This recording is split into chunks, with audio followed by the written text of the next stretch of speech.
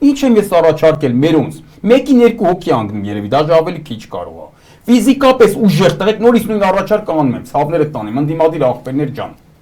Մեր աղջիկների կյանքին մեռնեմ, աղջիկները շատ լավ են, բայց ընդդիմադիր մեր падգամավորները ցուցակից ընտրեք ֆիզիկապես ուժեղ տղեկին, պարապած տղեկին, թող այդանեն, որ դե անհրաժեշտան դեպքում դրանց ծեծեն, պարլամենտում ծեծեն։ Բան չունեմ ասելու, կբռնենք տանեմ։ Բայց ավելի լավ է բռնեն տանեն, դա ավելի պատվաբերական, քան իրանք մերոնց ծեծեն կամ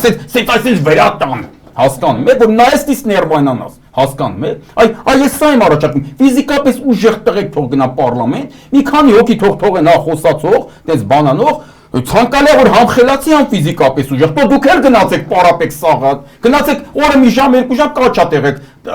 տնաժորի զալերում, պարապեք ուժեղ եք, հետո են այդ ղազիկները որ ձեզ ծեծեն, հետո են այդ ղազիկները որ ձեզ աբայուդի կայնան մտնեն, ձեր կյանքին մեռնեն։ Դրանք նորից եմ ասում, տես պետք է լպիրշավարի տեստիկաների պայն ոստիկանների հետևից։ Եկա ցուցակն ինչքան մարդ կա, ասում են, սենց ասեն, դավո ջան, որ տենցանենք կբռնենք տանենք կնստես։ Նե ոչինչ, այդ պատվաբեր թող նստեն, իրանք կնստեն տակից էլի կգան մերոնք, էլի կգան մերոնք, որ երկու օր հոգու չեն կարա նստեցնեն։ Ամեն մի ցուցակում, թե Հայաստան դաշինքի թե մեր պատիվ ունեմում, մի երկու օր հոգի չկա ամեն ցուցակում։